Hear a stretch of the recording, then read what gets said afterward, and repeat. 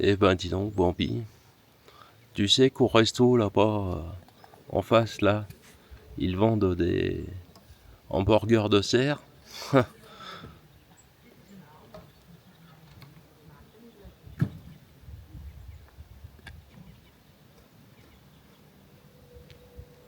Ah, vous savez trouver à manger vers les Hollandais?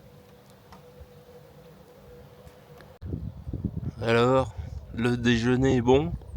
Le déjeuner hollandais il est bon? Moi je te donne rien. Je sais pas si le pain ce serait bon pour toi, donc je préfère rien te donner. Bien, la température est retombée en dessous des 25 degrés fatidiques. Je te rappelle qu'on était à 1400 mètres d'altitude. Donc, il est temps de reprendre la route pour des contrées un peu plus chaudes. Ce qui ne manque pas ici en Espagne. Il suffit de redescendre un peu plus bas et ça va le faire. Au bout de la route, tournez à droite, CN 2104. Ah, ouais, mais moi j'ai plutôt envie de tourner à gauche. Voilà, donc on n'a pas écouté le GPS, hein, parce que c'est bon, hein, on n'est pas son esclave non plus. On fait comme on veut. Ouh, bah regarde, on a bien fait de ne pas écouter le GPS. Hein. C'est vraiment une route pittoresque. Et une route au gabarit, comme tu peux le voir, il y a une ligne blanche qui sépare la chaussée droite de gauche, donc c'est une route au gabarit. En camping-car, no problème. Oh, c'est vraiment chouette en fait. Bien fait de. Bon, alors toi évidemment, à la caméra, ton champ de vision il est limité, hein, mais moi qui peux tourner la tête à 300, non 180, 180 degrés, je peux te dire que c'est joli. Regarde ces paysages, grandiose. Bon, voilà, j'arrive à. Vous avez atteint une étape sur votre gauche. J'arrive à une étape. Bon, aujourd'hui j'ai pas roulé beaucoup, mais bon, en même temps, c'est pas une compétition. Hein. Je suis simplement redescendu de la montagne là. On était à 1400 mètres d'altitude pour revenir à des altitudes plus agréables. Je suis redescendu de, je sais pas, 400 mètres là. J'ai récupéré une dizaine de degrés, ça va déjà un peu mieux. Ce qui commençait à faire froid là. Là, j'ai trouvé ce spot sur Park Fortnite pour pas changer. Ça a l'air assez sympa. Je vais aller voir. C'est un barrage ou je sais pas ce que c'est. On va voir si on peut se poser là tranquillement. Voilà, on va passer par là. Voilà, des spots comme je les aime. Loin de tout, loin des cons, comme ça je suis le seul con. Allez, je vais t'emmener faire le tour du camping-car à l'extérieur. Hop. Et ben voilà. Qu'est-ce que je te disais? Loin des cons. Là, je suis le seul con. Donc, je ne devrais pas être emmerdé. Hein. Tu vois, là, si j'avais envie, le courage plutôt, je pourrais même aller y tremper les pieds, mais bon. Laisse tomber, on va aller manger et faire la sieste. Ça, tu vois, c'est mon type de spot préféré. Au bout d'un chemin carrossable mais non goudronné de 2,5 km, tac, tu te poses ici, là, tu vois. Et là, pour dormir, t'es le roi du monde. Je suis arrivé par là, regarde.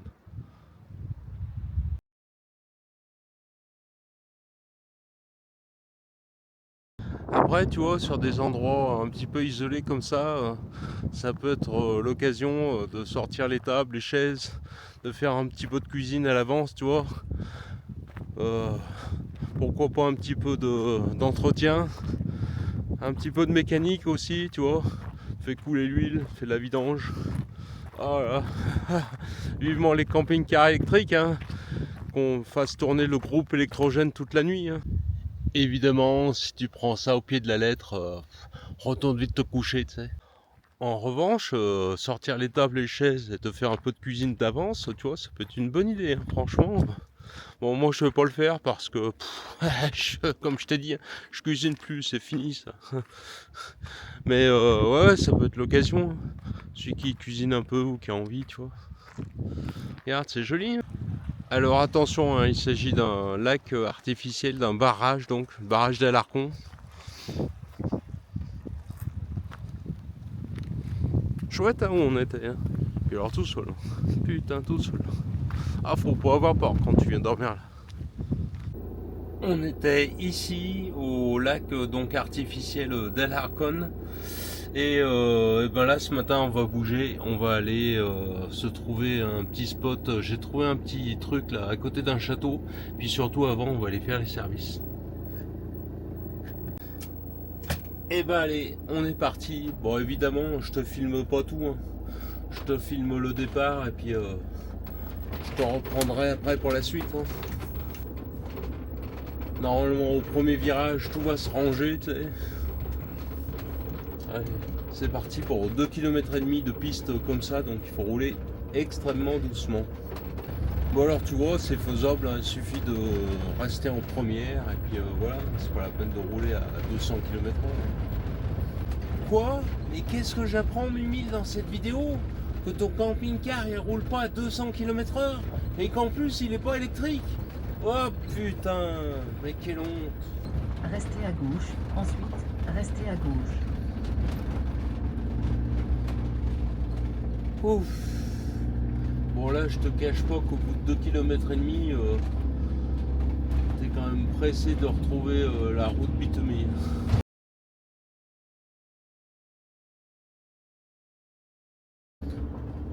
Alors rien de très intéressant mais c'est important dans dans la vie de tout camping-cariste, hein, c'est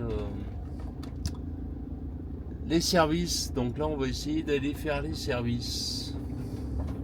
Je t'avouerai que là je sais pas. Ah ça y est, je pense que la plateforme c'est ça. Je viens de faire les services. Je n'ai malheureusement pas pu te filmer cette étape, bon pas très intéressante mais importante dans la vie d'un camping-cariste parce qu'il y a dehors un vent de 180 km/h. Et je te rappelle qu'à partir de 200 km/h, un homme peut décoller et voler sans combinaison, tu vois. Donc j'avais pas beaucoup de marge. Allez, on est reparti pour une petite étape de 40 km. Encore une fois, on ne fait pas la course. Je vais aller me poser à côté d'un château. Parce que c'est bien connu, j'achète un château en Espagne. On est garé au pied du château de Belmonte. Alors malheureusement ici c'est comme à Narbonne, hein. Quand il y a du vent, il y a un vent à 120, 130, peut-être 140 km/h. Donc j'ai pas pu filmer grand chose. Dès que je sors la caméra je manque de m'envoler. Bref, voilà, tu vas pouvoir découvrir là où on est garé. Hop, là-bas sur le parking, entre deux sapins. Je pense qu'on va laisser la météo le temps de se calmer un peu. Demain ils annoncent moins de vent, voire pas du tout. Je pense que ce sera l'opportunité de sortir un petit peu la caméra, faire le tour du château.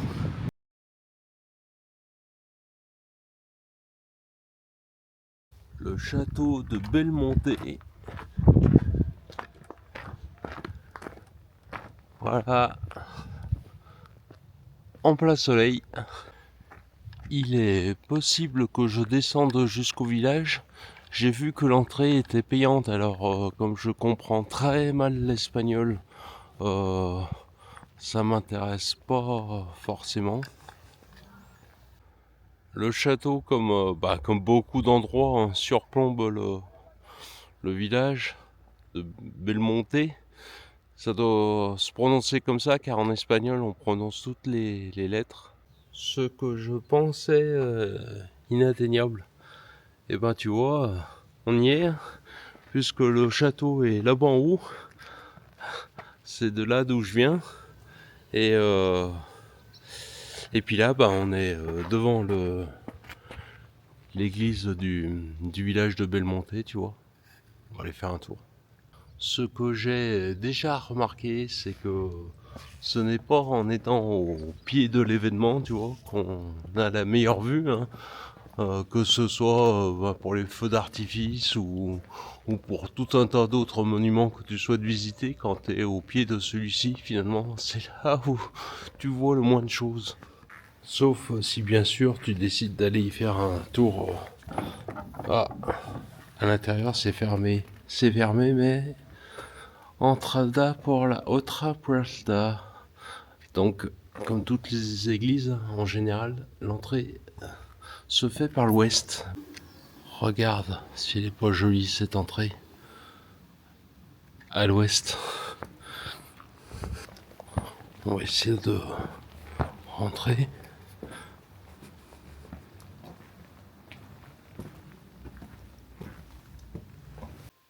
Alors, l'entrée était payante, mais j'ai décidé de payer déjà parce que 2,50 € ce n'était pas cher. Et puis, je sais pas, ça me paraissait être une bonne action. Tiens, l'orgue est ici. Por favor, no olvide. Oui, évidemment, il ne faut pas rentrer. Tu vois, l'orgue est... Bon, je ne sais pas comment il fait pour aller en jouer là-haut, mais... Voilà, c'est ici. Bon, ce que l'on peut regretter, c'est qu'il n'y a plus d'eau bénite, il y a du manugel à la place. Tiens, c'est la première fois que je vois ça. C'est des cierges électriques que tu payes, je sais pas, on va essayer. Allez, voilà, tac. Et il y en a une qui s'est éclairée, au hasard, je suppose. C'est bien.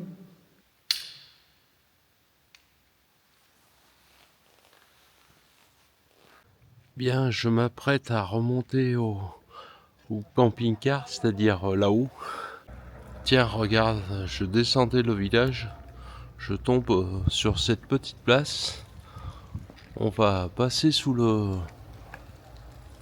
porche ici, sous bienveillance de la Vierge. On craint rien.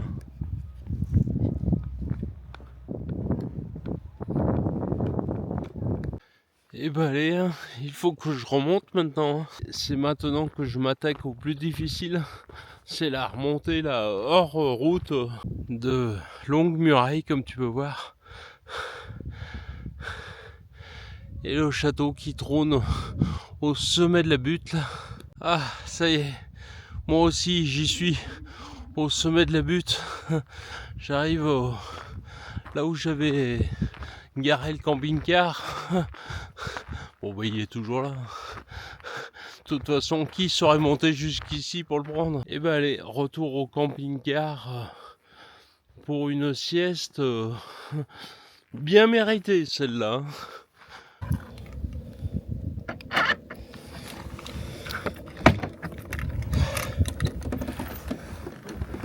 Et ben allez,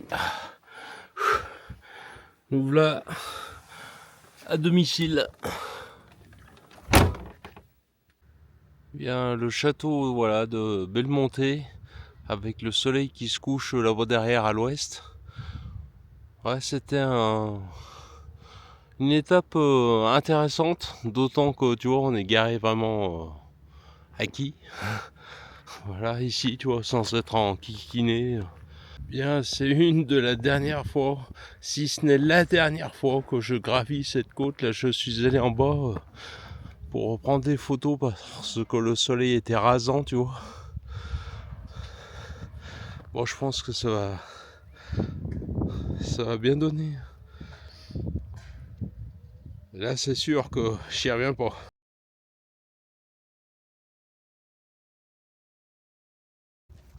comme je te l'ai déjà dit dans une précédente vidéo, fais bien attention à la taille de tes déchets. C'est beaucoup moins vrai ici en Espagne où les grosses poubelles sont accessibles, mais en France je me suis souvent retrouvé en face de poubelles qui étaient fermées à clé. Alors je sais pas, les mecs ils ont peur qu'on leur vole leurs déchets ou j'en sais rien, mais des fois tu as d'autres choix que de les balancer, tu sais, dans les petits squares, dans les rues, et là il faut vraiment avoir des petits sacs poubelles. Sinon je me suis déjà retrouvé en face de voilà, une fois que j'avais fait ma BA et mon tri sélectif comme il faut, je me suis retrouvé en face de poubelles qui étaient fermées. Alors là je te laisse juge de savoir ce que j'ai fait. Réponse A, je les ai emmenés en voyage avec moi jusqu'à 500 km. Réponse B, j'ai tout foutu dans les bacs jaunes. Bon là en l'occurrence le problème ne se pose pas. Voilà, on a donc déposé ça exactement là où il faut. Bon alors à l'origine je devais aller poser le camping-car à Campo de Criptana là, vers les moulins. Mais finalement on va faire une étape plutôt avant parce que c'est vrai que je suis un peu fatigué aujourd'hui. À Moto del Cuervo, donc littéralement tapis de corbeau. Il y a aussi des moulins, donc je pense que on sera pas mal. Puis on verra bien une fois arrivé, si ça va pas on repartira. Allez, c'est parti. Et ben allez, comme je te l'ai dit, on quitte donc le château de Belmonte pour le Mota del Cuervo, littéralement le tapis de corbeau. J'ai trouvé là-bas un spot où il y a visiblement des moulins. On va voir l'accueil qui nous sera fait. Et je te reprends quand on est arrivé. Alors je reprends la caméra parce qu'on arrive alors c'est pas les moulins de Campo de Criptana comme je t'avais dit, mais on arrive au moulin de Mota del Cuervo. Littéralement le tapis de corbeau. Bon après tu sais les moulins en Espagne tu vois bien hein, regarde c'est un petit peu comme de partout ailleurs, c'est-à-dire que ils ont quand les énergies fossiles sont arrivées ils ont écroulé les moulins hein. Ils ont récupéré les pierres pour faire des maisons. Après ils les ont remplacés par des éoliennes. Et puis les moulins qui restent maintenant, ils sont entourés de poteaux de téléphone ou de câbles électriques. Alors tu sais, enfin bon là, c'est relativement assez bien préservé. On va aller voir de plus près ce qu'il en retourne. Eh bien, nous y voilà au pied des moulins. Bon, il y a un peu de vent, hein, c'est un peu venteux en même temps. Si les anciens ils ont mis les moulins ici, c'est que c'est une région venteuse hein, avant qu'on arrive les énergies fossiles justement. Je pense que ce soir ce sera intéressant de venir avec le soleil rasant, tu vois, et puis il y aura peut-être un peu moins de vent en même temps. Ça peut être intéressant de revenir ce soir. De toute façon on va passer la nuit ici, hein, au minimum. Tu vois, il y a quelques sculptures ici qui sont censées rappeler celles de Don Quichotte et Sancho Panza. Alors, il faudrait connaître un peu plus l'histoire espagnole et surtout le parler, ou tout du moins le comprendre, pour savoir ce qu'il en est exactement. Moi je ne fais qu'effleurer l'histoire et finalement te montrer les images. Et il y a sans doute beaucoup à apprendre ici. Bien, c'est sur ces images que je vais te laisser. Moi je vais aller manger au camping-car. Comme je te l'ai dit, ça peut être certainement intéressant de revenir ce soir. Déjà parce qu'il y aura peut-être un peu moins de vent. Et puis avec le soleil qui sera rasant, tu vois, ça peut être, je pense, une bonne idée. Allez, à tout à l'heure. Regarde, c'est à toi que je disais l'autre fois, ce n'est pas en étant au pied de l'événement que tu as le meilleur point de vue. Il faut savoir parfois prendre de la hauteur un petit peu. Tiens, regarde là-bas, ça c'est moi. Coucou. tu vois, prendre un peu de recul, et c'est là où on a finalement le meilleur point de vue.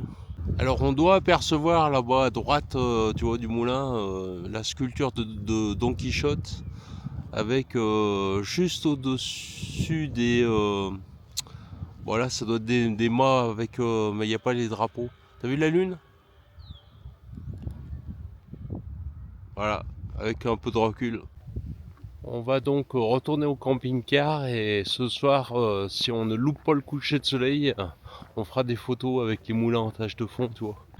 Alors évidemment, pour faire tourner ce moulin, on habillait les structures en bois que tu vois ici d'une toile, hein, d'une voile quoi, et on orientait le moulin en direction du vent avec la poutre que tu vois ici. C'est pour ça qu'au sol, tu remarqueras, il y a tout un tas de repères. C'était pour se repérer au niveau de l'orientation du vent et puis aussi pour y attacher la poutre qui est ici, donc pour mettre le moulin en direction du vent. Et lorsque l'on ne souhaitait pas que le moulin tourne, ou on le mettait en drapeau, ou on enlevait carrément le voilage hein, sur la structure en bois pour éviter qu'il ne tourne s'il y avait du vent trop fort. Donc évidemment, tel que tu le vois ici, il n'est pas du tout fonctionnel. Alors comme tu vois, les moulins sont au sommet là, de la colline. La ville est en contrebas, c'est déjà comme ça que c'était opérationnel autrefois, hein, puisque la ville n'était pas au sommet de la colline en plein vent. Hein. La ville était en contrebas et il venait moudre le grain, donc la farine ici. Ceci étant, moi je t'explique ça, mais toi le mieux c'est d'y venir et d'avoir les explications par toi-même. Ça y est, les pierres commencent à prendre une couleur orangée. Bon, les moulins pas encore parce qu'ils sont blancs eux. Et alors maintenant, tu vois, je vais t'apporter la preuve que ces images sont bien de moi. Et voilà. T'as vu? Là, tu vois, ces images sont bien de moi. Sympa hein, ce que l'on peut faire. Bon, le matos ne fait pas tout. Hein. Voilà, quand je te parlais des moulins de Don Quichotte, et ben, tu vois, on y est là. On est au cœur des moulins de Don Quichotte. C'est plutôt sympa, tu vois. Voilà. Bon, bah écoute, il se fait un peu frais, il se fait un peu tard, il se fait un peu soif. Bon, comme d'habitude, hein, tout arrive en même temps, donc on va retourner au camping-car. Et tu verras que on n'est pas loin. Bon, là, il y a des Allemands qui se sont mis à côté de nous, mais c'est pas un drame. Hein. De toute façon, on parle ni espagnol ni allemand, donc laisse tomber. T'sais. Voilà, et là, on va dormir donc en face des moulins. Bon, voilà, hein, en termes de coucher de soleil, on peut pas faire beaucoup mieux, je pense. Hein. On a atteint le paroxysme là. Regarde ça. Voilà, c'est sur ces belles images que l'on va se quitter. Je pense qu'il n'y a pas de plus belles images pour terminer une vidéo. On se dit à la semaine prochaine. La semaine prochaine, je ne sais pas encore où je serai, donc je peux pas te le dire à l'avance. De toute façon, quand je promets quelque chose, je n'arrive pas à m'y tenir. Moi, je te laisse sur ce que je suis en train de contempler depuis le camping-car. Tu vois, j'ai laissé les volets ouverts et je suis en train de contempler le moulin qui est éclairé en rouge ici, tu vois. Et j'arrive, je sais pas quand est-ce que je vais fermer les rideaux, mais ce sera le plus tard possible. Allez, salut!